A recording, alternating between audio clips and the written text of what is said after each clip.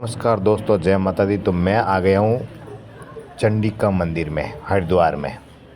और 51 शक्तिपीठ की जो यात्रा है वो हरिद्वार से ही शुरुआत होती है कि राजा दक्ष ने यज्ञ यहाँ पे किया था और यहीं पे भगवान शिव का अपमान किया था और यहीं पे शक्ति अग्निकुंड में कूद गई थी और शिव को क्रोधित हुए राजा दक्ष का गर्दन काट दी थी।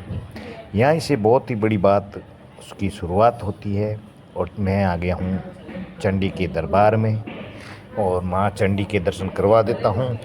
और 51 शक्तिपीठों की जो यात्रा थी मेरी, वो यहाँ से लगभग पूर्ण हो गई है हरिद्वार आने के बाद में। हरिद्वार अभी एक पुष्कर बची हुई है शक्तिपीठ।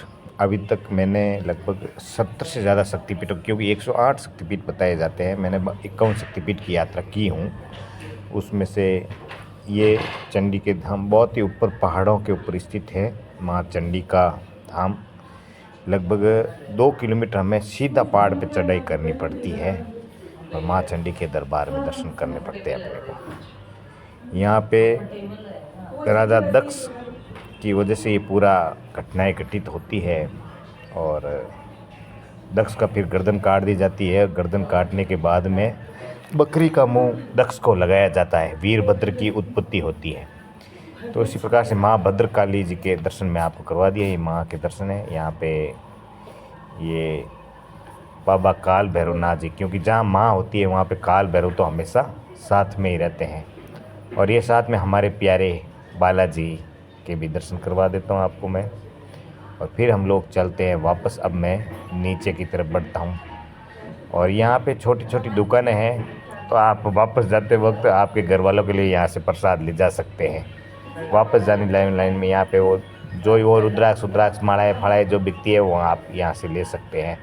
मगर हरिद्वार में आने के बाद में मेरी यात्रा जो संकल्प था वो लगभग पूर्ण हुआ है, क्योंकि हरिद्वार से ही ये कहानी पूरे भारत में ये शुरुआत होती है। राजा दक्ष की पुत्रियों से, सती से, दक्ष को शिव के द्वारा नहीं बुलाने से।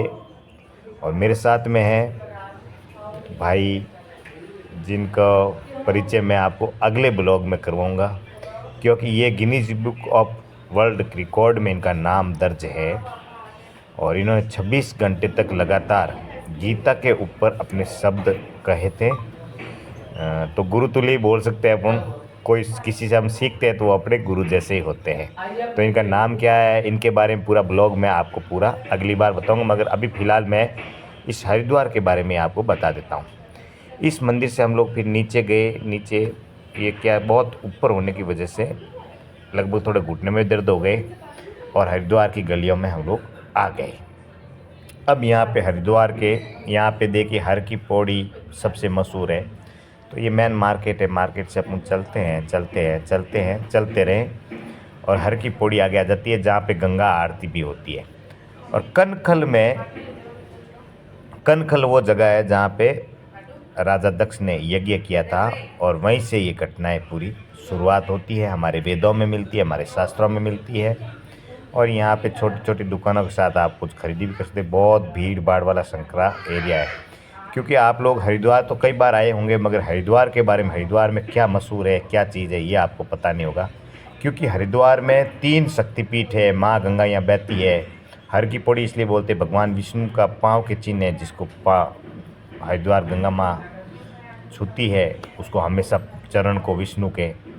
और पानी थोड़ा ठंडा ही है, मगर यहाँ पे पाप धुल जाते हैं माँ गंगा के नहाने की वजह से। तो यहाँ पे काफ़ी लोग नहा रहे हैं। यहाँ पे बड़े बड़े कैन रखे हुए गंगा का पानी ले जाने के लिए।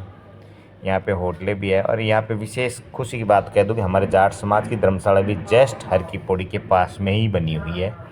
तो आप हरिद्वार आते तो अपने अपने समाज की धर्मशाला में रुक सकते हैं। और ये माँ गंगा का मुख्य मंदिर है जहाँ से पूजा अर्चना की जाती है। यहाँ पे रविदास जी का भी एक छोटा सा मंदिर बना हुआ है। रविदास जी महाराज जिन्होंने गंगा को अपने वो कर दिया। ये टावर है एक बीच में, और ये गंगा आरती सुनने के लिए सभी भक्तगण अभी यहाँ पे बैठ गए। ये यहाँ पे आपको आरती लेनी हो तो 5 बजे आकर के आप लोग यहाँ पे बैठ जाए, ताकि आप आराम से क्योंकि 5 बजे से भीड़ बढ़ने लग जाती है और 6:30 सवा 6 बजे आरती होती है। तो अब भीड़ बढ़ने लग गई है और यहाँ पे 6:30 बजे माँ गंगा की आरती होगी। और ये अस्थि प्रवाह घाट बोलते हैं यहाँ को, हर की पौड़ी भी बोल सकते हैं।